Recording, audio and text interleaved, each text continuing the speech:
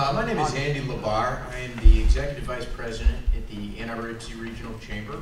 On behalf of our chamber, our President and CEO, Diane Keller, I want to welcome you to our forum tonight. I want to especially thank Russ Holwell, who has left the room with EMU. They were kind enough on less than 2 weeks' notice to give us this great facility. We genuinely appreciate it. Our wonderful member Comcast is kind enough to provide the cookies and lemonade. Please feel free to help yourselves. I want to thank all of you for coming out tonight to discuss the Water Street Millage proposal. Appreciate that our Mayor Pro Tem Lois Richardson, Council Members Dan Vogt and Pete Murdoch are here. You'll hear from our panelists, including our mayor, a little bit later.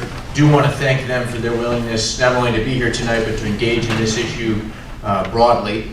And then finally, here at the Chamber, we try and always inform our membership about the important events that are going on in their community and provide the education they want to be able to make an informed choice so that come August 2nd, you can walk into the ballot and have the information you need. I would be remiss, however, if I didn't say this event has been a particular pleasure. I have not had the good fortune of working with the League of Women Voters in my chamber capacity before. They are above excellent. They do this in a volunteer capacity, but they do it with professionalism, dedication, openness, transparency, fairness. I can't thank the League enough for their great work. And so thank you for being here. Thank you to the League for doing such wonderful legwork. I'll turn it over, but let's have a great forum.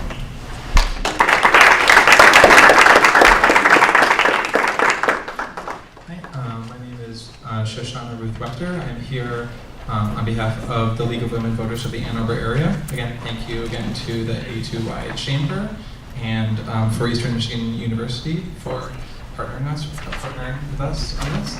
And thanks to all the volunteers who helped with everything, filming and everything. The League of Women Voters is a nonpartisan political organization that encourages the informed and active participation of citizens in government, works to increase understanding of major public policy issues, and influences public policy through education and advocacy.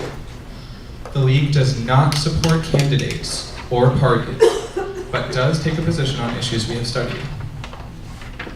And now I'll turn it over to our moderator this evening, Sue Smith, who is the past president of the League of Women Voters of Michigan.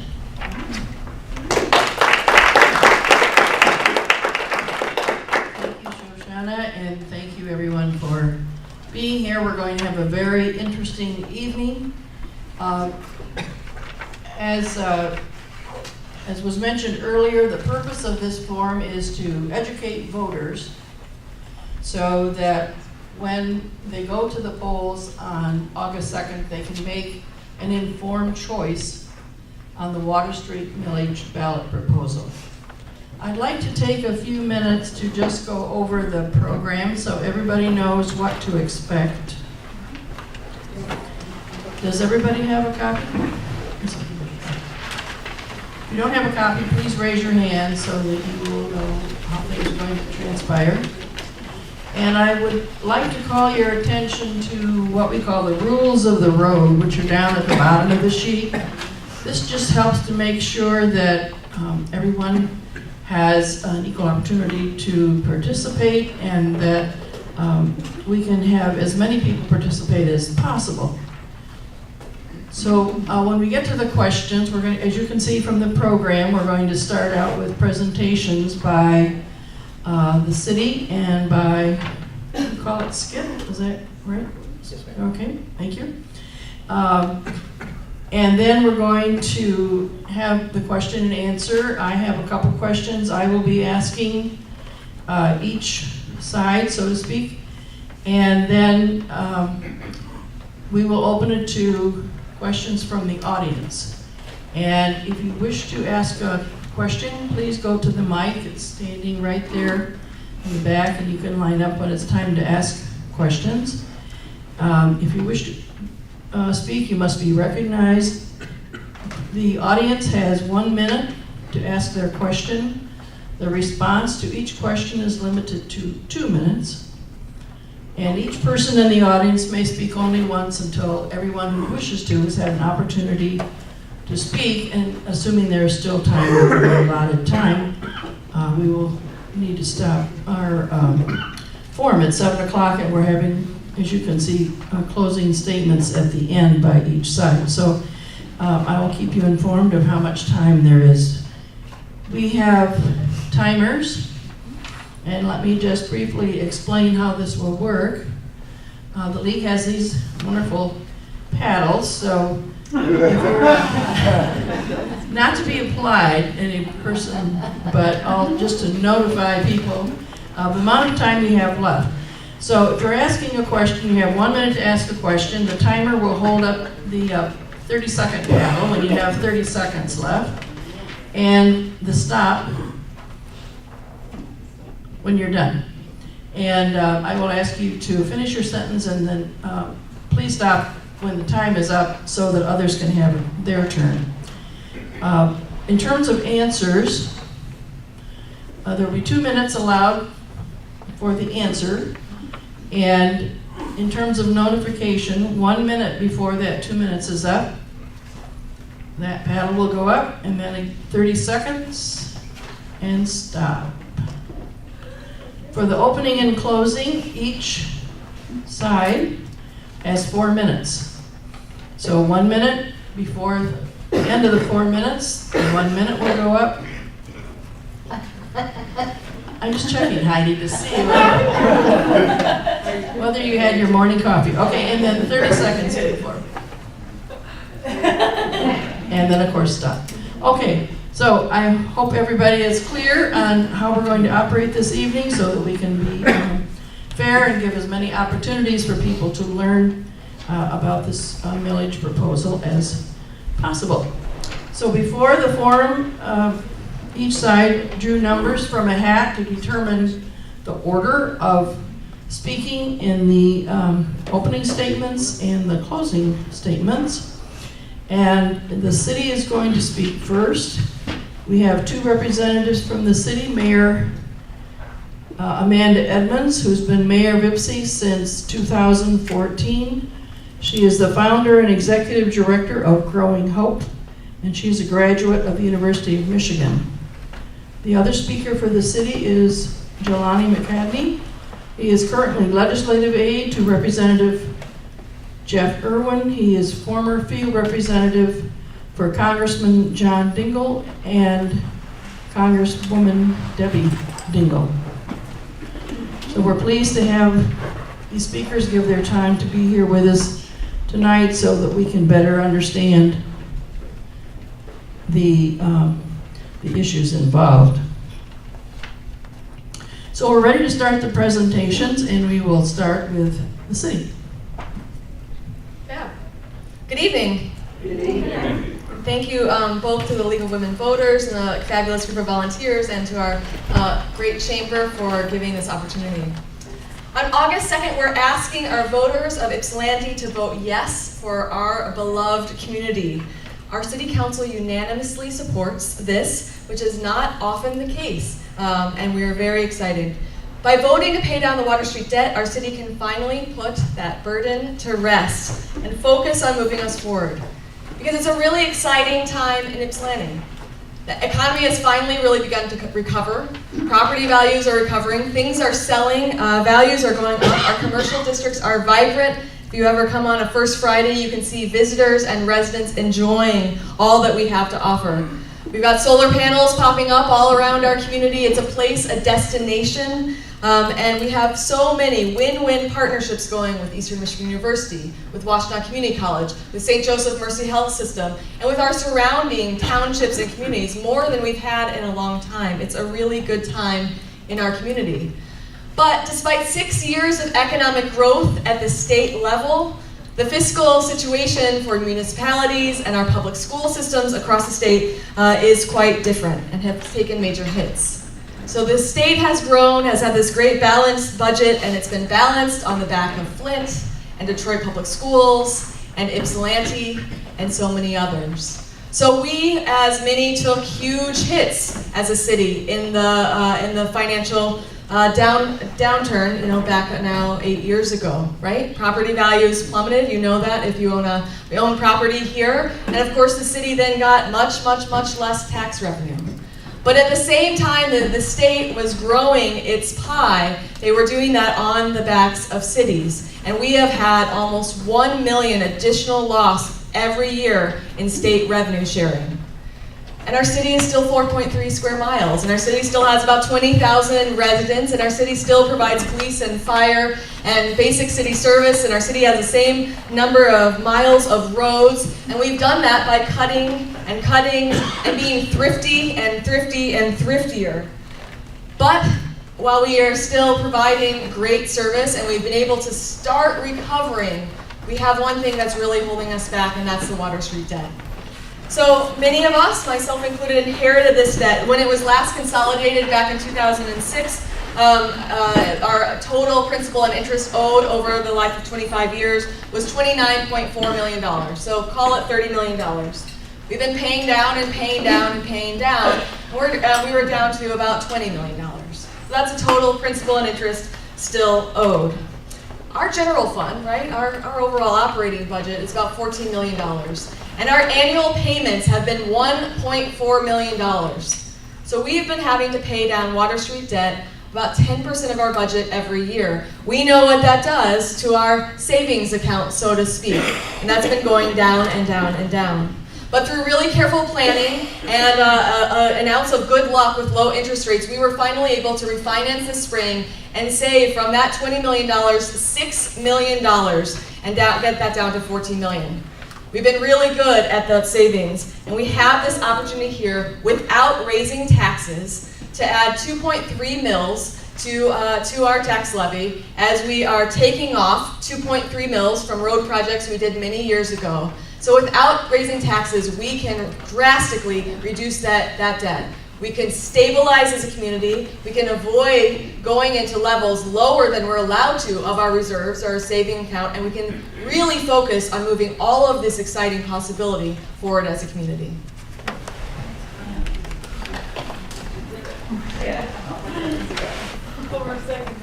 Okay, thank you, Mayor. And now we will turn to the Stop Citizens Increasing Taxes. Mr. Pierce. Oh, I thought you had an introduction for me. I'm sorry, I do. And this is what happens when you have too many papers. Representing Stop City Increasing Taxes, or SCIT, is Mr. Steve Pierce, a lifelong progressive and Democrat who has lived in Ypsilanti's South Side with his wife Maggie since 1999. As an active community volunteer, Steve has worked to promote Obama for America, the Ypsilanti Campaign for Equality for LGBTQ rights, the Ypsilanti Transportation Millage to expand bus service, and overall responsible governance in the city of Ypsilanti. Mr. Pierce. Thank you, Susan. Ladies and gentlemen, thank you for the opportunity to speak this evening. I have lived in the city of Ypsilanti since 1999. I'm invested in the city and care very deeply about its future sustainability. Tonight I will discuss the proposed Water Street debt millage on behalf of SCIT, Stop City Increasing Taxes. SCIT is a group working to keep Ypsilanti vibrant, livable, and strong. In 2007 and 2012, SCIT played a role in the resounding defeat in the city income tax and Water Street millage. SCIT believes that rejecting higher taxes is best both for the people of Ypsilanti and the long-term viability of our city. SCIT recognizes the fiscal challenges faced by Ypsilanti and that progress has been made. SCIT believes that had we approved past tax increases for Water Street, property values would be lower today and city leaders would have lost the incentive to control costs. Higher property taxes hurt communities and the rate in Ypsilanti is among the highest. Ypsilanti ranks number 7 in the state, placing it in the top 1.5% for property taxes. And Ypsi has the highest taxes in the county, even higher than the city of Ann Arbor. Taxes have increased in Ypsilanti by 22% since 2007. That's $800 more per year for a typical homeowner in Ypsilanti. To be clear, taxes have gone up 22% higher despite defeating the income tax and proposals, Water Street proposals in 2007 and 2012. Ouch.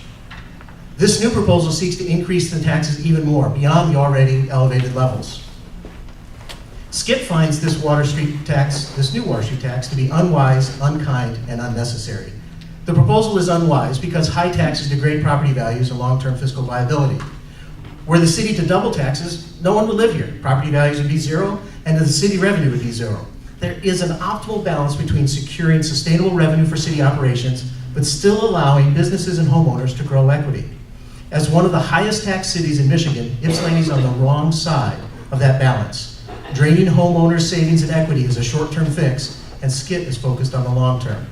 Certainly there are things Ypsilanti could enjoy more of without the Water Street fiasco, but the past is the past, and the wise policy now is to manage the fallout while keeping taxes reasonable. Secondly, this proposal is unkind. Higher property taxes hurt lower and fixed income families. Median household income in Ypsilanti is only $33,000. For most, even a couple of $100 in new taxes can be devastating.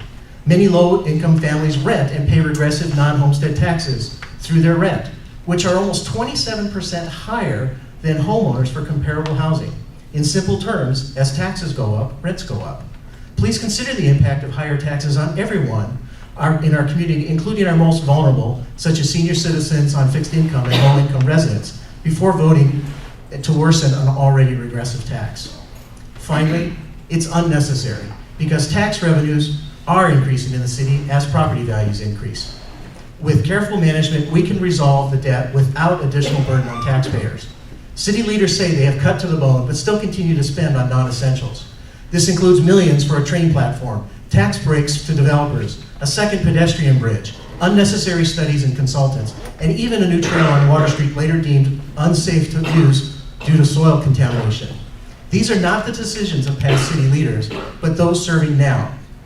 No, our challenge is not a revenue issue, but a priority issue. Unwise, unkind, unnecessary. Despite the challenges, Ypsilanti is better than ever. Home values are up, new businesses are opening, and we're slowly but surely resolving Water Street with creative fiscal management. Let's encourage continued creativity and move forward together in a responsible and sustainable manner. Please vote no on the Water Street millage on August 7th. Thank you.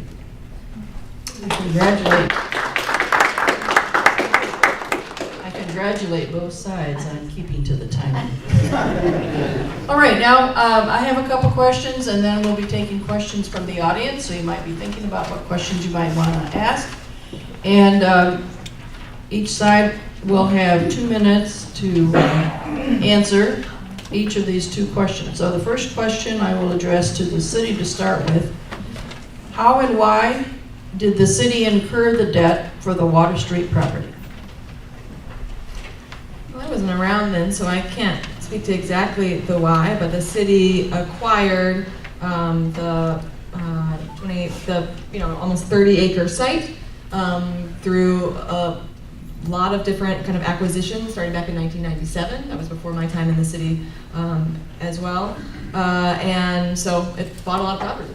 That is how. The goal initially was to redevelop an area that had been for multiple generations industrial, contaminated industrial, and felt that the continuation of the downtown and the opportunity with our beautiful, amazing historic downtown and along the river, that we didn't want to empty or largely vacant or underutilized industrial kind of wasteland there, that there were a lot of best and highest uses, as you would say.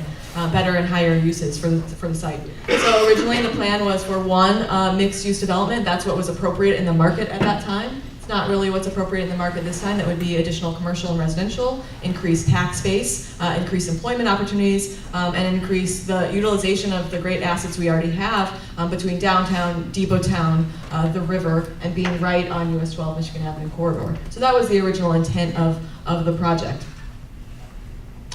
All right, thank you. Mr. Pierce. How and why did the city incur the debt for the Water Street property? Well, I was here when this was started by the city, and it was a plan to in reality to spend taxpayer money, and it had great hope, but it wasn't based on any sort of reality. And the reality is that government is not very good at doing these sort of developments. And so the plan was just to try to bring in other developers and other experts to help do that. But what got the city sort of in a bind is they weren't willing to listen to city residents.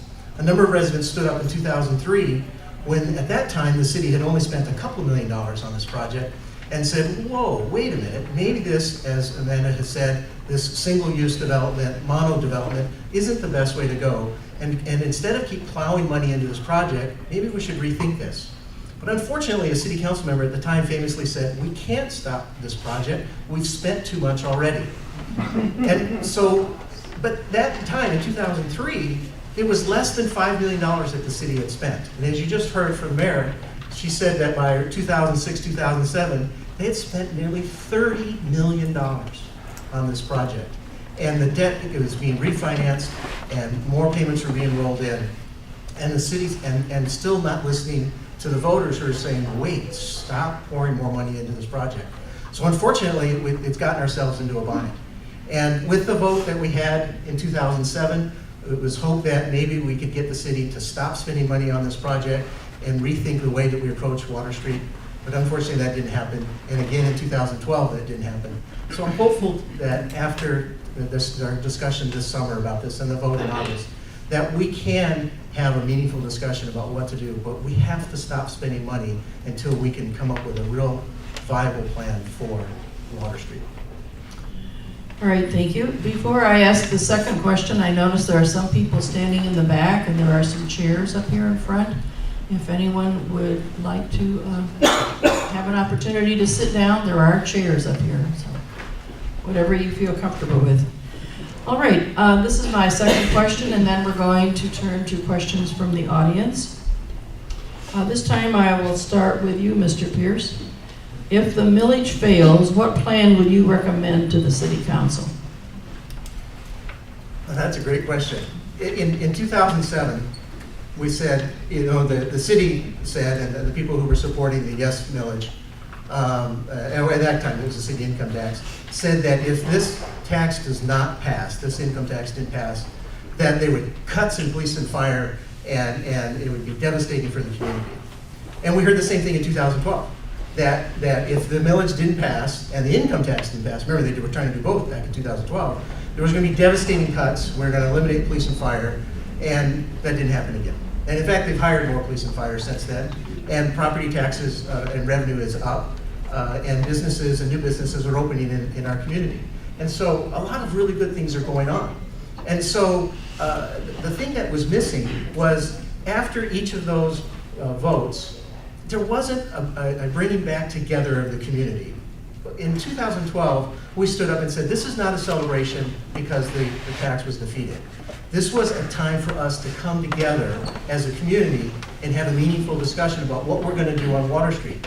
And sadly, in those 4 years, we haven't had that. That's what we need to do. We need to come together as a community and say, look, we can't keep blaming the past, all right? It's done. But what we can do is figure out what we're going to do to pay off the debt and how we're going to do that will best benefit the entire community. Because I contend that with this, as I said, 22% taxes going up, even when this was defeated in 2012, and now we're looking at 2.3 mils here and another 5.6 mil increase just in this year, it is unsustainable. And so I think we've got to come up with a different approach. And I really do hope that we can come together as a community and have a real honest dialogue about what to do for Water Street. All right, thank you. Mayor? We have a council very frequently, pretty much every meeting, honest dialogues about what to do about Water Street. And we are eager to stop having those dialogues and put it behind us so that we can have dialogues about a lot of other important matters in the city. So we've looked at and considered any and every kind of option forward, and that's why we came together on this one, because the reality, our reserves are, so our savings account, so to speak, as a city, are in the range right now of $5.3 million, right? So maybe that seems like, oh, we got a whole lot of money, you use all that. But we have to keep our reserves at certain levels because sort of state requirements. Your reserves have to be at a certain level. And it has to be able to pay all of your payouts that are due to all employees, like if you close your doors today as a city, et cetera, plus a certain percentage of your overall. So we really, if we look at the requirement from the state of unallocated dollars in reserve, we have basically 2 years before we go below that.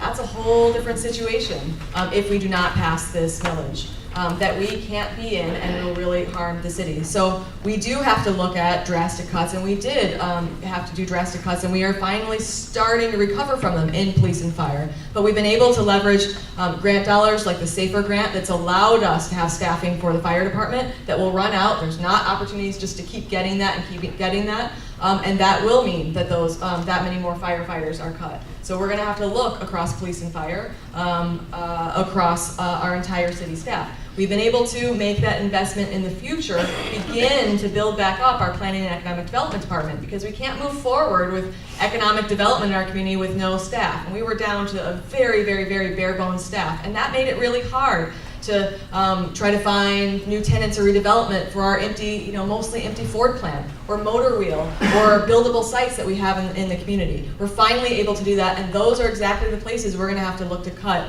as we look at this kind of fiscal cliff we may get near falling off. Thank you.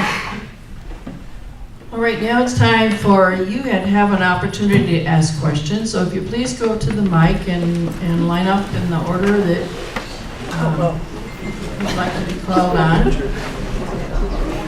All right, don't cry, don't cry. You a reporter? I got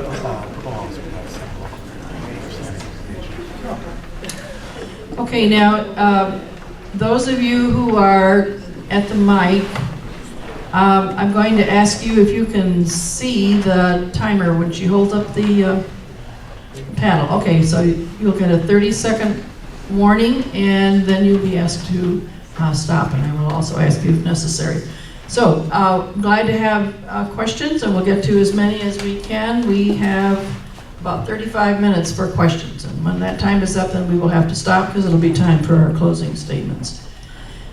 All right, so, sir, would you like to ask your question, please? Yes. According to a June 2015 article in the Ann Arbor News, the Ypsilanti City manager lost track of $1.2 million in the budget. That's a disturbing amount of money to lose track of. And if this is true, how can we trust city estimates when it makes a case for higher taxes? All right. Mayor? I don't have that article in front of me, so I can't reference that specifically, but we have all sorts of lively debate at our city council about a budget. I don't know if you've ever gone through it. I have. It's this thick, and so there's lots of interpretation when we're especially going through the budget process, which we were in May and June, for probably a total of about 18 hours worth of meetings. And so, of course, our press picks up on key buzzwords and statements, etc. So that was something that probably a council person said during a heated discussion. But our city has repeatedly been awarded, I don't know the terms, fiscal responsibility awards. I didn't know there were so many, but our city manager and our finance director continue to get rewards for clean audits, for good budget processes, et cetera, et cetera. So we feel really good. We know that we lost our previous city manager to the state because we had been so good at that fiscal management. And these independent auditors who continue to come into our city and look at the way we do our books have continued to tell us that we do them really well. So I can't speak to exactly what you're talking to about which comment that was during which of those 18 hours of budget meetings, but we feel solidly about the budget that we just passed, and we have a clear understanding. And while we're working to get that understanding of what's being presented to us, sometimes we're asking hard questions like that, and that's what, of course, our city administration responds to us. All right. Mr. Pierce, did you want to comment? If that's appropriate. Yes, you may. Thank you. I did read that article that was in the newspaper, and it was disturbing because it wasn't just a matter of misinterpreting what was in the budget. But this is not the only thing that we've heard. We heard from the economic director here just recently that said that the city didn't, and this is a quote, the city previously didn't track local economic data, so it's difficult to find numbers to illustrate growth. That's really shocking to me that economic development in the city over the last 15 years has not been trying to keep track of this data that we keep saying that the city is improving. And if we're not minding the P's and Q's, of the budget and how the money is being spent. And if you look, this is really shocking when I saw this in the budget, that the city has spent about $3 million more in the last couple of years annually in budget than they had 2 or 3 years before that.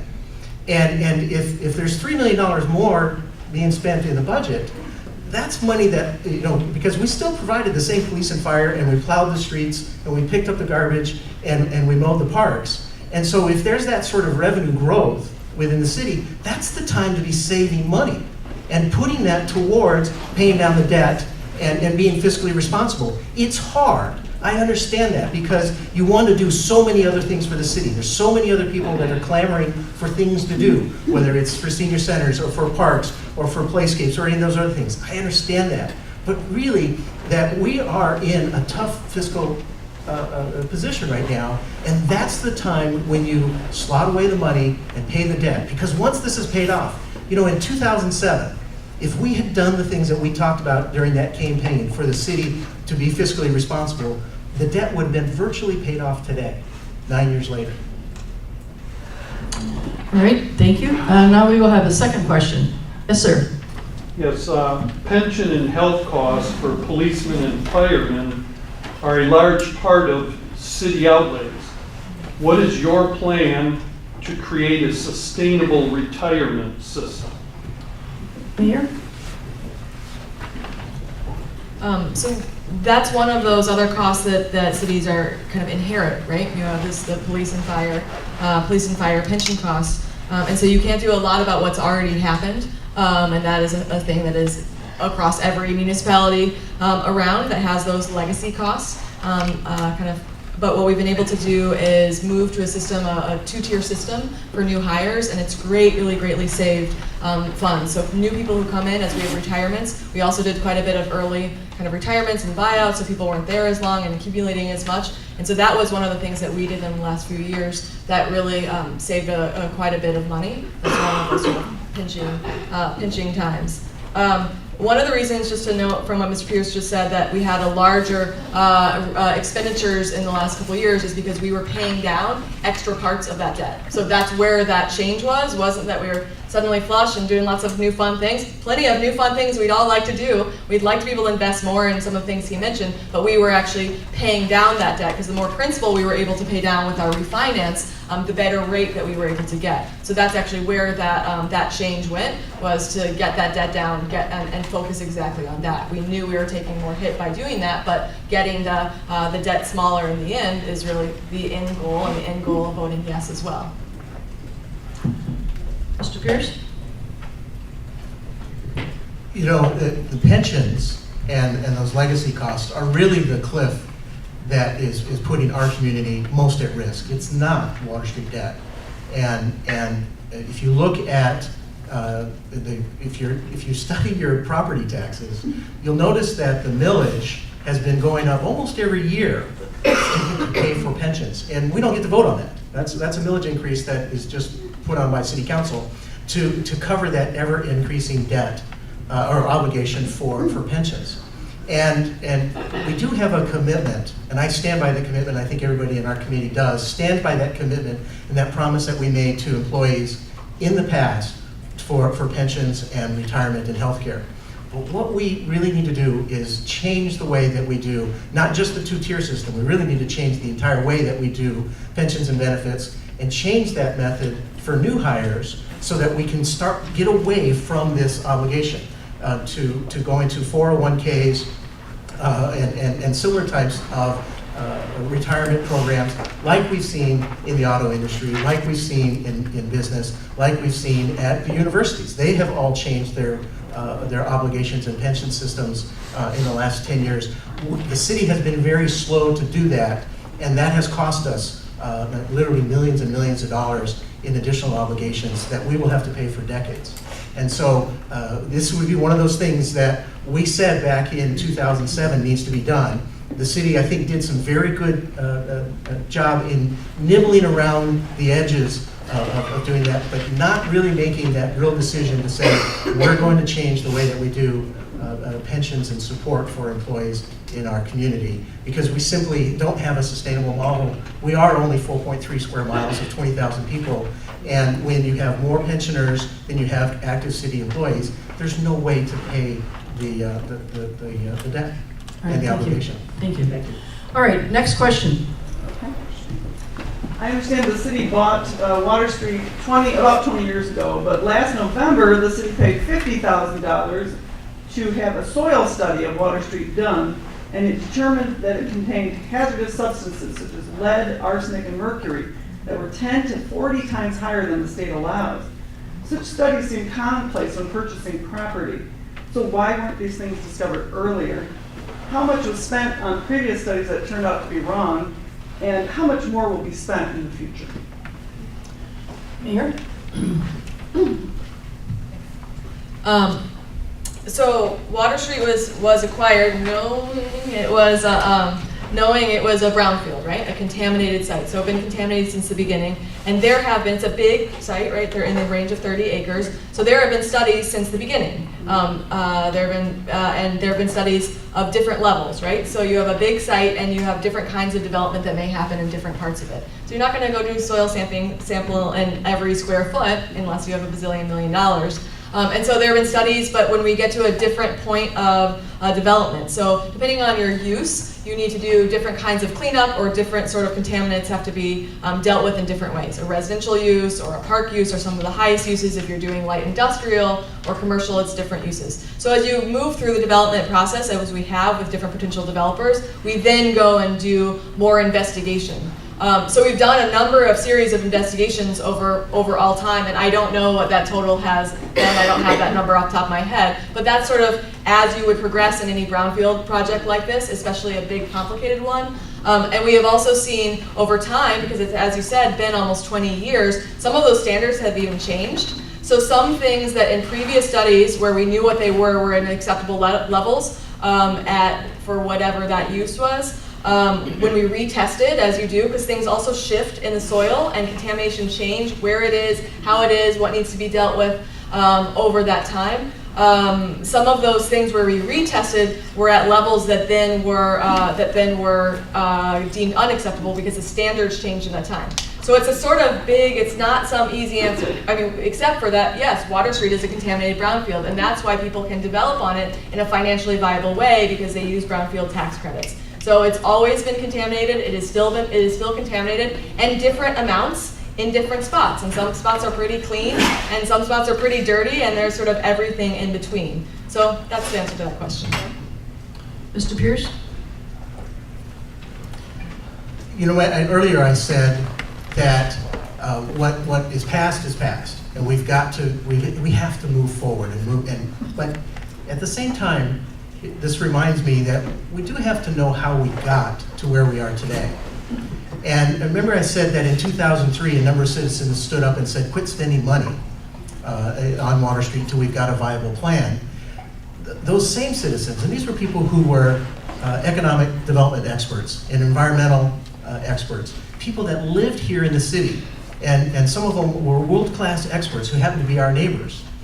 And they were shocked when the city started to acquire the property and advised the city and the city council and the legal folks to not take on the environmental liability for that property. And unfortunately, the city did. As part of the negotiating process, they paid millions of dollars for the land and then took on and excused the environmental liability from all of those owners. No wonder why they were so willing to sell that property. But that's the legacy that we're left dealing with. Is because that got us into one heck of a bind on that property. And so, how do we go forward from there?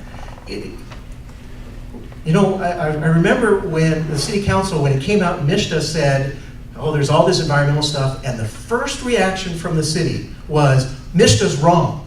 They don't have their facts right, they've gotten all of this information, and they're wrong. Then they come and do the $50,000 study, and it's a little bit quieter, and it says, yeah, Mr. sort of had it right, and there's more than we knew. Well, that's what, I think that's a fundamental thing we need to change at City Hall and at City Council, is instead of being so defensive about this, instead say, good point. let's find out. And let's go back and look at what we studied. What is Mr. telling us? What are the other experts telling us? And then say, here's what we know today. All That right, would have thank been you. much better for our community. Thank you, Mr. Pierce. All right, next question. I think Mr. Pierce had mentioned this is a way forward, and I think a lot of us here in Eastern believe that this millage is a way forward. It's going to allow for a little bit of taxes that we can actually use on safety, and for us at Eastern, that's really critical. We took a lot of the burden in providing safety to our community and paying for safety and having some resources that the city would have. So that said, I thought this millage was not a tax increase, it's a tax neutral. So we keep saying it's a tax increase, but we understood it to be completely tax neutral. Can you clarify that?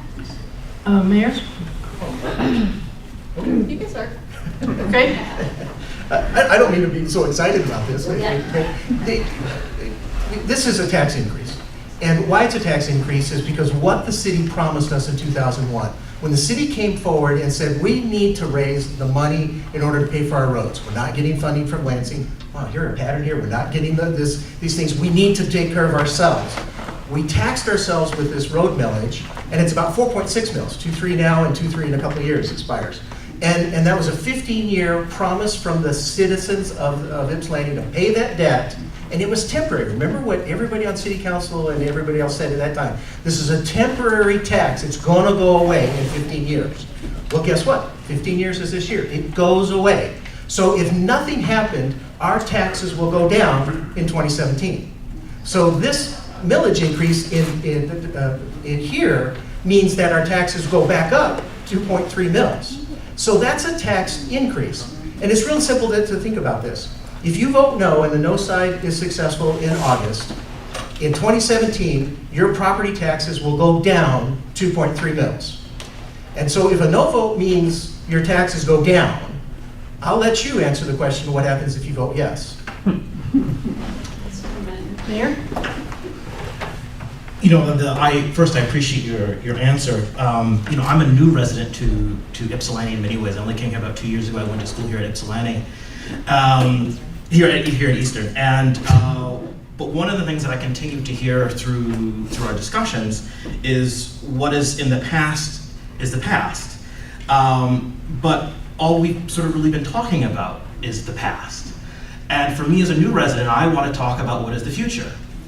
And when I look at this millage, and when I look at our ability to be able to, since this is not a tax increase, I look at this as an ability to be able to move us forward, into the future so we can have a talk about how we're going to increase funding for police and for fire and for our public parks, because that's why I moved here, because I could look at our city administration, I could look at the city, and I had confidence. And that's something that I continue to have.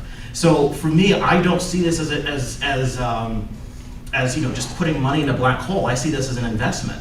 So for me, the continuation and the asking of us to take this on is appropriate, and I hope that we do. Are we going through 2 minutes? No. Can I finish up?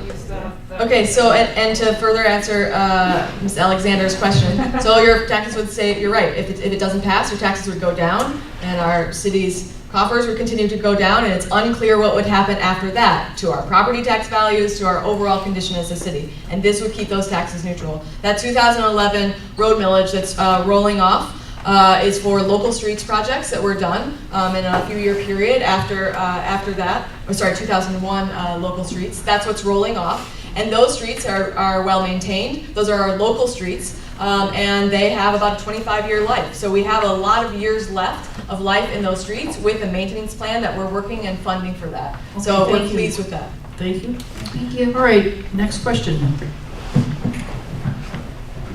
One of the most basic points of contention between SCIT and the city in this debate that's arisen repeatedly and actually was just covered in this last question is whether or not this constitutes a tax increase. SCIT has been telling us that this is a tax increase, and the city has been replying that it's not, because the proposed millage will replace an expiring road millage. Everyone here has got here by driving over Ypsilanti city roads, and I think we're all pretty well aware that the local suspension shops are doing okay.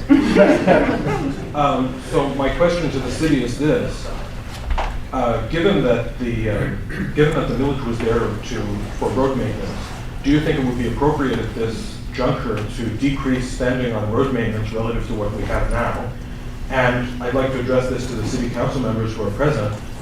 Would you be willing to pledge, if this passes, not to Okay, bring another road that's the millage end of so your it's appropriate to question call this time. not a tax increase? I'm sorry, sir, your question time is up. So what we're paying for now that's rolling off is work that was again done 15 years ago, between 15 and 12 years ago. So this is not rolling off something that's paying for maintenance now. That comes from different funding, from Act 81, from funding that comes from ATFF, lots of acronyms in the world, through Watts, etc. So our current road maintenance of our local streets, we have categories of streets. Some are local streets, some are called major streets, and they come from different funding sources. So this is not changing any funding that is maintaining roads or any future projects with our major streets, which are some that need some more work. The money that's coming from what the state legislature did finally fund, which will get up and by 2020-21 to about $1 million a year, we think is adequate to fund our major streets and some of the work that needs to be done on that. So we're getting that state funding that's from the gas tax, etc., that is helping us with those roads that are having the suspension eating things. Mr. Pierce? I agree that we should be talking about what we're going to do going forward. And the promise was made in 2001 and 2003 that this was going to be a temporary tax. And it's much like buying a car or leasing a car. And if you buying a car and you're making that payments every for 5 years, and you get down to that last payment, and if the car dealership or the car manufacturer said, oh, bad news, we need a little bit more money. We want you to still keep paying on that car. And honest, we're not increasing the amount of money that you're paying for the car. It's the same that you were paying last month. No, it's not. You know, we were budgeting and planning that we were going to have a tax decrease coming in 2017. That's the promise that the city made to the voters if the voters were willing to pay that temporary millage to improve the roads. And so I want to encourage our current leaders to keep that promise and let this millage expire and have, for the first time in over 10 years, a decrease in our property taxes. Because remember what I said. Even when the property, in the millages and the income tax got defeated in 2007 and 2012, our property taxes went up, what did I say, 22%, to some 10 mils, and we're doing another 5 mil increase this year, 1.5 for ISD, plus we've got roads coming up in November, which is 0.5 and 1.3 for regional transportation. It's 5.6 new mills this year that the council has all said that they're going to support. Some of these are county-wide ones. And so, you know, with regional transportation and this road millage. So what are we going to do to keep our promises to the voters that this was a temporary tax? All right, thank you, Mr. Pierce. The next questioner. I would just like to note that Mayor Evans did not responsibly answer my yes or no. I'm sorry, sir, your time is up. And now we'll have the next question, please. Hi. In March 2016, Councilmember Pete Murdoch made a FOIA request because Ypsilanti's own city manager would not share information on a proposed train stop with his employer, City Council. The city then charged Councilmember Murdoch $400 for the request. Given this environment of obvious infighting and friction, how can we trust what the city manager says about budgets and financial matters, including Water Street? Mayor? Well, I thought you were going to point more to the disagreement on the city council about that FOIA, and I was going to respond that isn't it great that this is something we actually all agree on? Because we don't all agree on everything, and that's how I would want it in a democracy overall, that we're at a table and that we can come together when there's issues that we really need. And again, I'll point this right back to, we have lively debate at our council table. I invite you all to come and join and watch that anytime you'd like. But we continue from a management perspective to be by independent auditors rated in strong fiscal and financial management. So ask the auditors why they're doing that, and come see those awards we get over and over and over in that way. Mr. Pierce?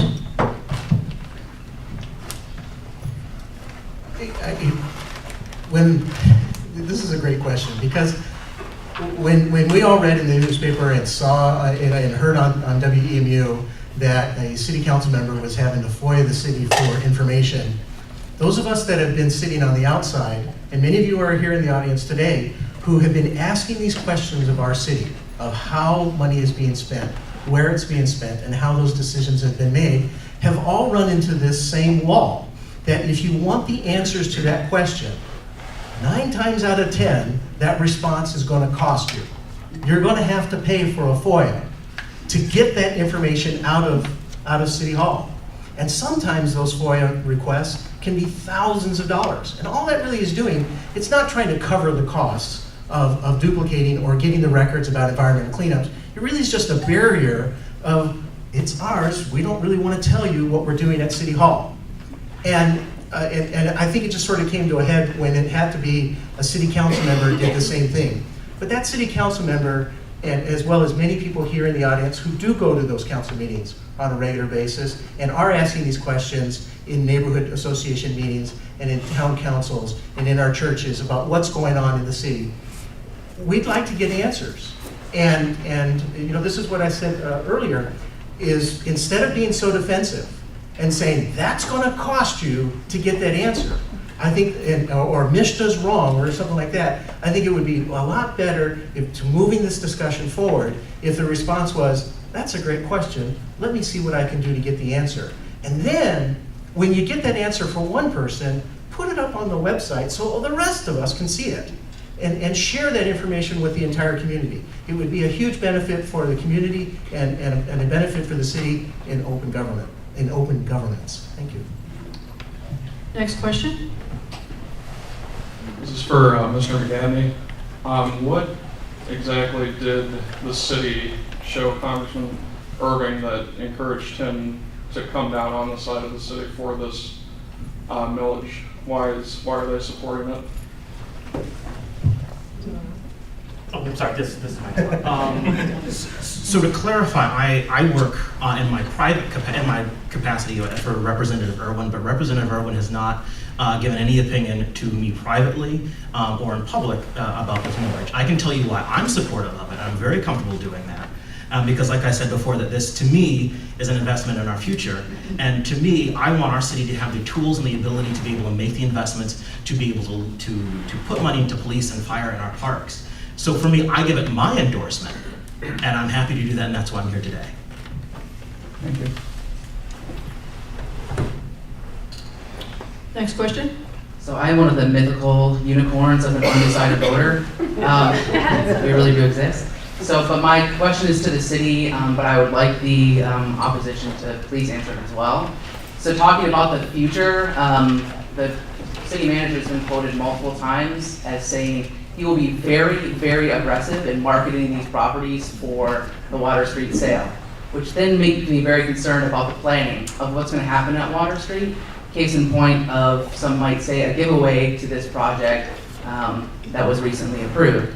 So I would like to hear what the city's plan is for, if this millage is passed, how they will create a good space in our city, and what the plan going forward for Water Street will be, and if they can assure us that there will be no giveaways of this property to the first buyer that comes available. Thank you. Mayor? So before my time, there were some developers that came forward, you know, at a point where the economy was down and the city did feel in some ways more sort of desperate, and the council that I was not part of at the time said no to some properties. So so we have a number of projects, a number of potential things that, you know, until it gets to the point where it's a thing, you can't talk about publicly, that are projects that we think are beneficial to the community. So whether it is housing and commercial development or another kind of development, you know, in general, still mixed use, mix of housing, mix of commercial, etc., is what the vision for. That's what came out from our community in the Shape Ypsi master plan, and people can reference, is that continuation of downtown, that really mix of services offered to the broad mix of who we are as a community now and who we want to attract further as a community. So that still is what we're doing, and we look at each parcel, each decision. But in terms of the question about giveaways, The way it works in development everywhere you are is that you offer someone, right? They're debating between coming to here and going to Corktown and Detroit or downtown Ann Arbor, and so you put together packages, and those are incentives with brownfields, and those are tax credits, and those are a lot of different things. That is how development works, and that's the reality of how development, especially in a place like Ypsi, has to work, where our market isn't as hot as Ann Arbor, right? It's a different market. And so what's a challenge is that when we have developers who are comparing us to Detroit, for instance, they actually have a lot more incentives or giveaways than we do. So we have a fairly small toolbox, and so we sell them on all the good that's happening in our community overall. But yes, that's going to continue to be part of packages because that is how you do development. If you look at any development anywhere in the state and across the country, that is part of it. It's less part of it in downtown Ann Arbor, where it's a whole different market. But any, especially formerly distressed community or community on the rise, that is what you do. And those brownfield tax credits are some of the first and major pieces that have always been a part of the plan to incentivize development. Mr. Pierce? Well, you're not the only unicorn that I've met in the last couple of weeks, because there's a lot of people that are undecided about this. And I think it shows a passion and a concern for our community, because when you hear things about cutting police and fire and not picking up trash and those sort of things, one at a city council meeting, or not at one of these forums that the city has been hosting in neighborhoods, where a city council member said that we used to have 54 officers and now we're down to 30. Well, you know, the truth of the matter is we never were at that high of level, but it sounds bad. If you're an undecided voter and you go, geez, we've eliminated all these officers and the stats say that we need to have more officers on the street, I guess we need to vote for this. And unfortunately, a lot of these things are you know, it takes a little bit more than 30 seconds to be able to describe it. But here's the thing to take away from that is we owe, the city owes about $20 million. Is that right? $20 million? Now 14. And now got down to $14 million. Boy, I'm liking this already. But with the $14 million debt, how much development needs to be on this property in order to pay off that debt? Well, I can tell you the answer. We need to have $100 million of new development on that property in order to make the payment. That's shocking, because there's no way we can get $100 million of development on there. And so what we hear is, well, if we give away the taxes and the tax credit and the revenue here, that'll bring in that next developer. We're always going to try to make it on the next developer. Well, that last developer on this project is going to have to pay $98 million in order for this plan to work. That's not reasonable, and that's why I think we need to get away from this thing of saying everybody else is doing it, we have to give away these tax credits. We don't. We could actually just say, leave it as a field, because it won't cost us anything different. If we're not getting any revenue off the development, then Right, leaving it thank you, empty Mr. is the Pearson. same thing. Your time is up. Okay, we have time for one more question. Yes, ma'am. Okay, so I'm not a mythical unicorn. I kind of know, a little bit about all of this, but I'm looking to move into the city. And everybody's been talking a lot about, businesses and development and things like that. But I want to know from a residential standpoint, what, we talk about the increase in taxes and how it lowers your property values and things like that. I want to know, what's going to entice me to buy in the city when the taxes are significantly more expensive than I pay in other areas, and how that's going to, if this increase does happen, how that's going to affect me as a potential buyer or someone who owns property in the city already. Mayor? Mayor Pro Tem often says that Ypsilanti is the best kept secret in Southeast Michigan.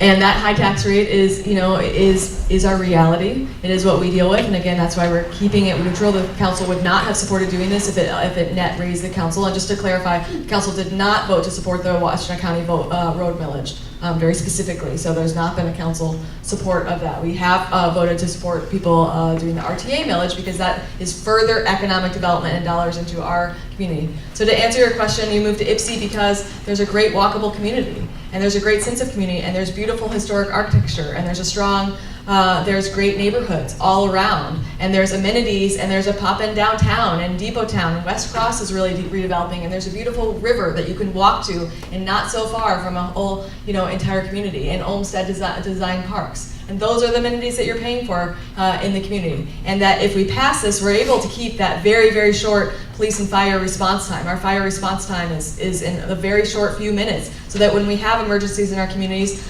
you can have the help that you need right away. That's what we're paying for, and that's what we need to keep by voting yes for this, so that we can have those and then start investing further in the future, and in investing more in our parks and building out those assets that we know are why people love to move and come and stay in our community. Mr. Pierce? I know, and I've encouraged a lot of people to come to Ypsilanti because I am new to Ypsilanti. I moved here in '99, which means it's now been 16 years. And when I came to Ypsilanti, property taxes were about 35% lower when I came here in '99. And so that's a real shock to somebody who is coming to this community for the first time. Because you see all the great things that the mayor talked about. That was the things that attracted my wife and I to come here to Ypsilanti, were those great things. But when it comes down to buying a home, that's the single biggest decision that most people will ever make. And if your neighbors warned you about this, they'll say you need to look at the property taxes. And I've talked to people time and time again who said, Steve, I want to live in Ypsilanti, but the property taxes are going to be higher than my mortgage payment. And you sort of think that in for a moment. It says, is that really true? And it is. That the property taxes will be more each month going to pay for city services than what you pay for your mortgage. And so as a first-time buyer like you, who's looking at the city, it says, I could spend that same dollar and have more of that dollar go into equity and into my home if I bought in the township or in Ann Arbor or somewhere in the surrounding community than buying in the city. And so that's the challenge that we face. And that's why we're not saying that we just want to cut taxes and cut services. That's not what we're about. What we're saying is stop increasing the taxes. Just leave it where it is right now. Deal with the budget as we have right now, and we will get through this. We can pay off this Water Street debt with what we have right now. It won't be easy, but once it's done, and then we can go move on. But if we don't do that, we're going to be right back here 3 years from now saying, please vote for another tax increase. Thank you, Mr. Pierce. Thanks for the question. All right, we are now at the point where we're going to have closing statements by each side, and based on drawing numbers before the forum, Skip will go first. Mr. Pierce, 4 minutes. Well, first, I want to thank you for moderating this. You've done just an absolutely wonderful job. And I want to thank everybody here tonight for coming and listening about this. And I hope this is not the only conversation we have. That's what's really important about what we're doing here tonight. This is democracy. This is our community and our love for our community. And I do want to thank the mayor and Ypsilanti for also coming tonight.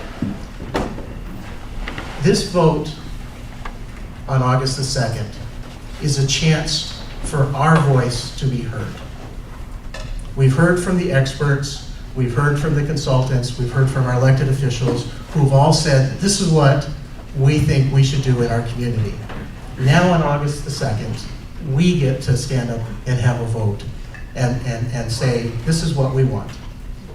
And I want to go back for a moment and talk about something that the mayor had brought up about coming to city council and lively debates and encouraging people to do that. I encourage that too, because that's where change will come about. But also, we need to stand up in the ballot booth and say, you know, sometimes you're not listening. And I remember a meeting a couple years ago where every single citizen at a city council meeting came before city council and said, don't build a dollar store on Water Street. And we got a dollar store. And then citizens came before city council and said, don't build publicly funded subsidized housing on Water Street. And we just found that the city gave away $750,000 in tax credits for a low-income housing, sustainable housing on Water Street. The voters, we're hearing from this time and time again, they're saying that city council is not listening. I don't believe that's true, but I think sometimes you get so focused on trying to deal with that budget book that's this big and trying to figure out how you're going to solve the problem of getting a new garbage truck and doing all of those things that are so important as part of being a community leader and an elected official, that sometimes that our elected officials aren't quite listening to what the voters are saying. The voters are saying, and said in these last 2 elections, is that we're paying some incredibly high taxes. We love our community. And we don't want to move. We want to encourage more people to come into this community. And we know that we could be more competitive if we just cut taxes. It's absolutely true. If we could lower our taxes below township in Ann Arbor, we wouldn't have to give away tax benefits. They would come right to our door. But the reality is we can't do that right now. But if we stay the course, pay the debt down, and get this Water Street problem solved without additional tax increases, we can get through this. And as I said before, if we made those hard decisions in 2007, when this issue first came up, we would be so close to having this solved today.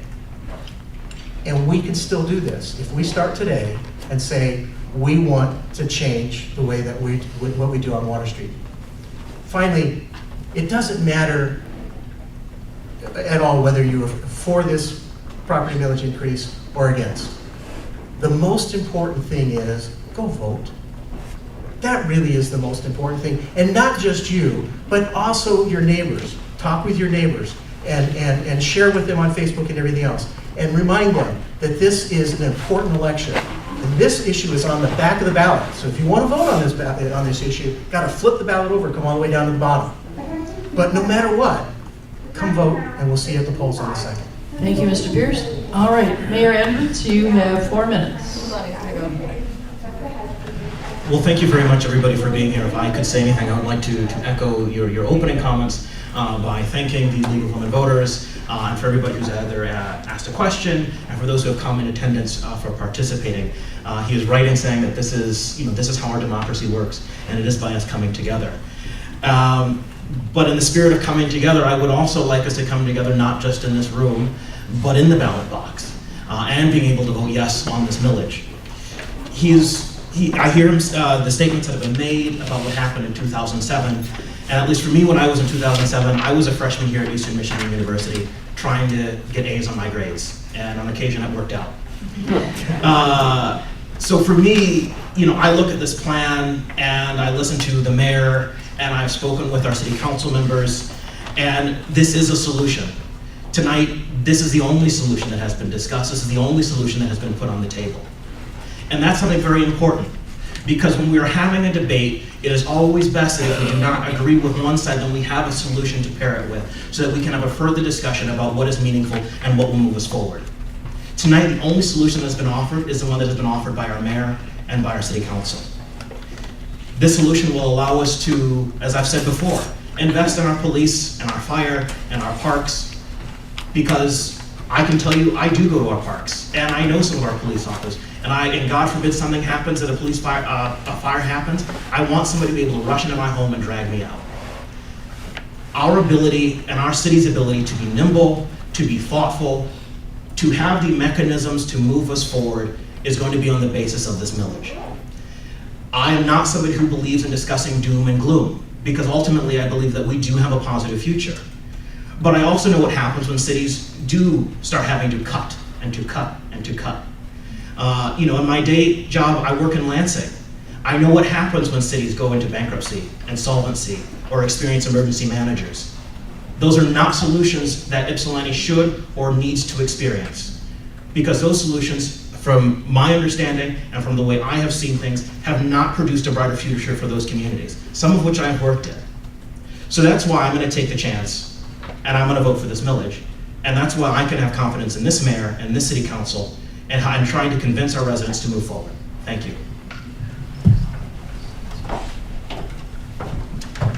Did you have anything further you wanted to add, Mayor? You got a whole minute and 30 seconds.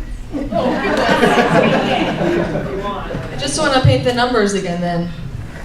We have still at this point in the range of, getting my sheet, in the range of, we've gotten our debt payments down from $1.38 million a year, again about 10% of our budget, down to $924,000. We were able, through our pay down, again that was the reason for our increased expenditures in the last year, both the pay down, the smart management by our city manager, and some luck with low interest rates, go from 6.1% interest, 6.16% interest to 3.33% interest. That is really, really exciting. But we still can't carry near $1 million of debt a year with a $14 million budget. We just can't carry that any longer, and we can't take away the rest of our reserves and savings account. And we have cut and cut and cut and cut. We're not going to have $100 million of investment on Water Street. We can't do it through that method. We've got to figure out a way to get rid of this debt, to pay down most of it with the 2.8, the millage that we're asking, 2.3 mils, excuse me, will bring in between $600,000 and $700,000 a year, and so we'll have a payment still in the $300,000 to $400,000 a year range, and that is something we can manage on a $14 million budget as we continue to be conservative with the things we've done, like moved our retirees to a different Medicare plan. Our conversion to LED streetlights is saving us lots of money, and the time is up, so I say thank you and say yes, vote yes. Thank you, dear. All right, I want to say a couple things about the upcoming election. Number one, next Tuesday is the last day to register, so if you haven't already registered to vote, be sure you do it by Tuesday. And there are forms at the table outside. Oh, thank you. There's a form that you can fill out to register to vote at the table outside, and the league will see that it gets to the clerk. Also in Michigan, former felons are eligible to vote, which is important. The election, the primary election, is on August 2nd, and don't forget to participate. I want to thank our speakers for their stellar presentations. I want to thank the Chamber for co-sponsoring with us, and I want to thank you, the members of the audience, and somebody is thinking I need to make another announcement. Is that right, Shoshana? The upcoming debate. Oh, you want to talk about the upcoming debates? Yes, would you please come up here and tell about the upcoming debates? Thank you. We are still working on some of the details, but on July 18th, we will be, the League of Women Voters of the Ann Arbor area will be having a candidates forum on both candidates running for the primary for Ward 2 and Ward 3. And on the 26th of July, that's a Tuesday, it'll be these 6 candidates running for the Democratic primary for the 54th District of the Michigan State House. So stay tuned for more information on that as it evolves.